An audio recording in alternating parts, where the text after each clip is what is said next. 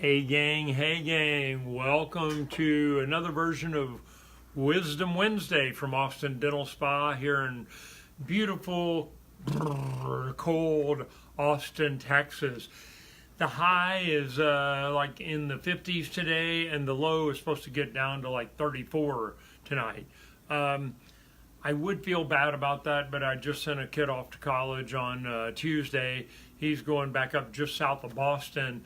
And when he got there, he said the high that day on Tuesday, the high was 10. The lows are dropping down below zero up in the northeastern part of the United States. So we're still happy to be in Austin, Texas, because even though it's 35 tonight, it could be 70 degrees by Friday. So, but just to let you know, that's what's going on down here in Austin. We are actually getting a few days of winter weather. So, here we are, the next to the last Wednesday of January, and I hope y'all got to see the blood moon the other night, the super blood moon.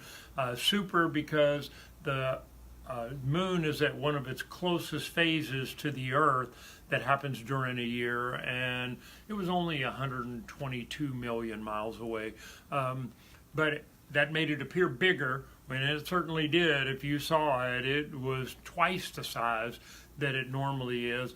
And then I didn't stay up late enough till after 11:30 or so.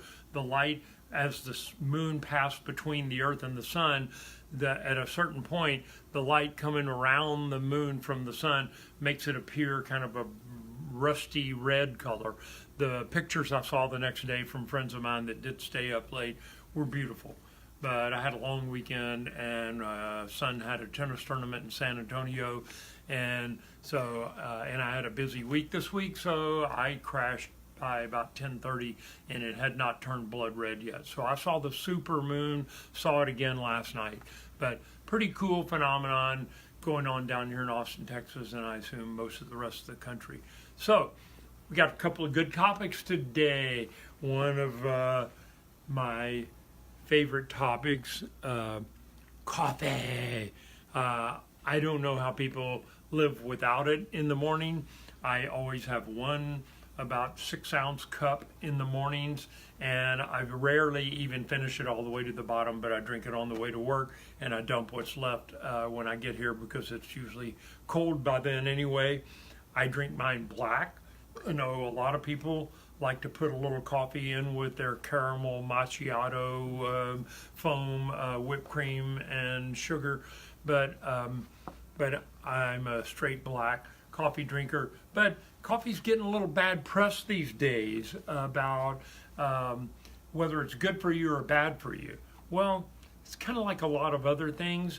It's good for you up to a certain point, and water's good for you unless you're out in the middle of the ocean without a rowboat, and then a little too much water can be a bad thing. So coffee, sort of the same thing. The statistics I've seen and I read recently, 400 milligrams is the max for a day, and if they say there's about 100 milligrams of coffee in a normal of caffeine in a normal cup of coffee, that would be a max 4 cups in a day, and you should probably consider switching to decaf or just switch to something else.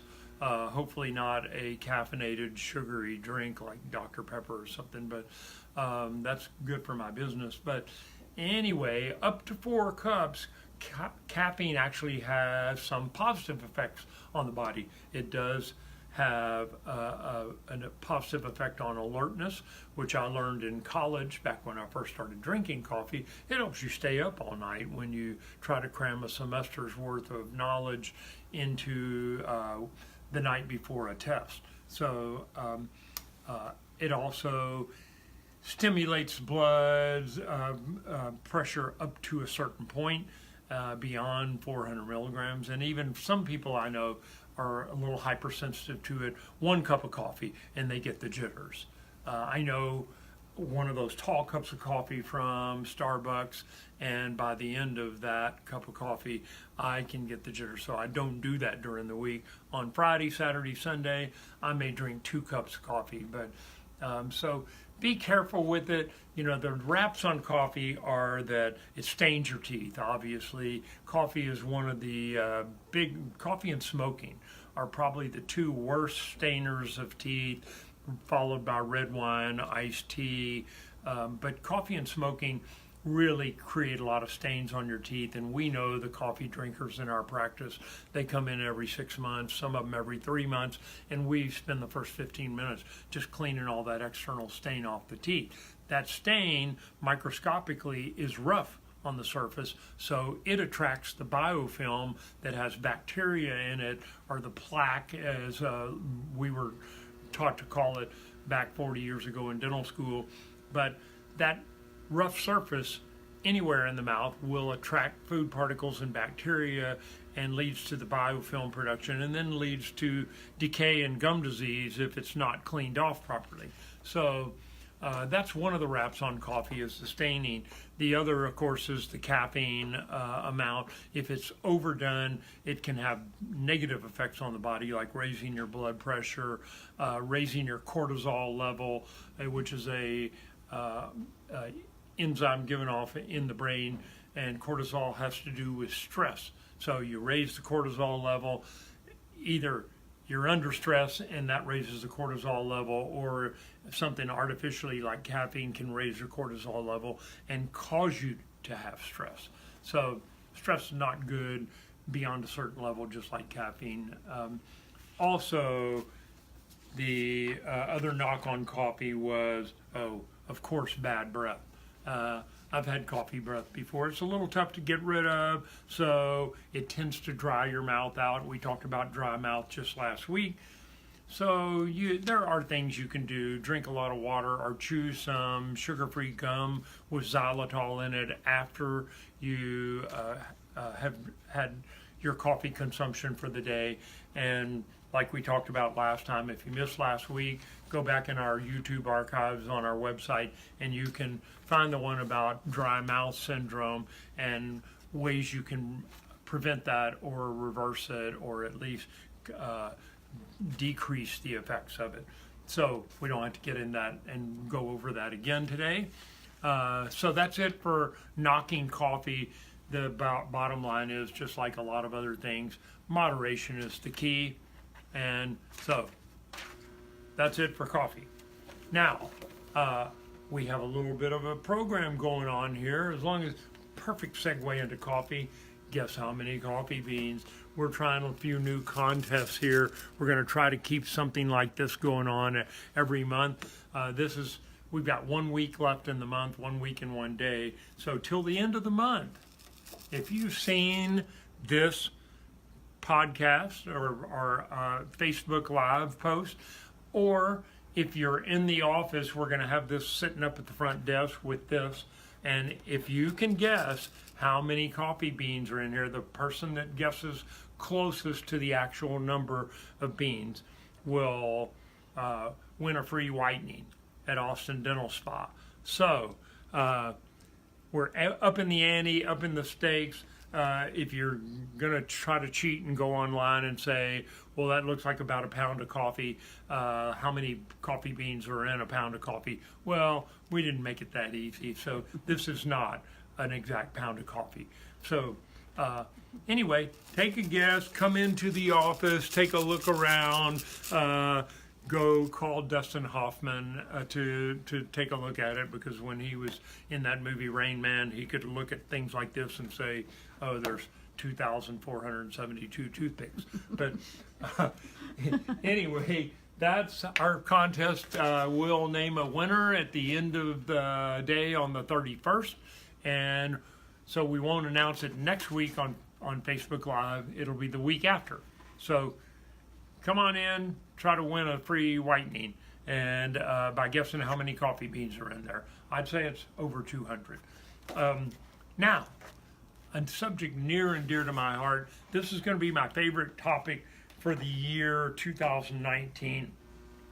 We call it the oral systemic connection. When I was in dental school 40 years ago, this was it. That one slice of the pie, oral hygiene, was what they taught us the entire 4 years of dental school. If you've got bleeding gums, this is what's causing it. If you're having cavities, this is what's causing it. Oral hygiene. You need to brush and floss more. We know that's not true now. I mean, it is a piece, but look at all these other things on there. Stress, not getting enough sleep, diet, nutrition, herbs, the herbs that start with a G, just in general purposes, they can cause bleeding gums in some people. Not getting enough sleep, communicable. You can actually get bacteria transferred into your mouth from a spouse or an intimate partner that can cause your gums to bleed as well if you're also susceptible to the same thing. Medications, dry mouth. There are 20 things on this wheel. We use this routinely in the office now to help people understand that in general, the bleeding gums, not a sign of health. It's a sign that something's wrong, but that it's not just about oral hygiene. It's about all these factors and figuring out which ones are correct for you. Why is this such a big deal? Because your mouth is a gateway into what's going on in the rest of your body. It took me a long time to figure that out. In dental school, again, back long in the 70s, they said, oh, you just need to brush and floss more, come back in 6 months. Now, here at Austin Dental Spa, we have people coming in regularly until we see that bleeding stops, because we can make bleeding stop in almost every situation unless there's some other systemic issue going on, some other disease process going on that's contributing to that bleeding. Even people with dry mouth, we can reverse that. People who have just naturally acidic saliva, we can stop bleeding, but it takes a little extra effort on some people compared to other people. We just have to figure out which ones of these things are the factors, and many times there are 4 or 5 of them all happening at the same time. The more of them that are involved, the harder it is to stop bleeding gums. But we have chemical warfare in addition to the mechanical removal of the plaque and bacteria on your teeth that can stop bleeding gums. So we're going to be talking about this more and more. It's been tied, chronic bleeding gums or chronic inflammation in the body has been tied to low birth weight babies, to early term pregnancies, to adult onset diabetes, to heart conditions, particularly heart attacks and strokes. They are continually finding more and more things that they're linking to chronic inflammation in the mouth. So every year at Austin Dental Spa, we're upping our commitment to make sure that our patients are the healthiest patients in town. And you're going to hear more and more about this from me in the coming weeks and months. So until then, until next week, the 30th of January will be next week. That'll be our last January Wisdom Wednesday. Hope y'all have a great week. And if you're here in Austin or in Texas, stay warm. See you next Wednesday. Bye now.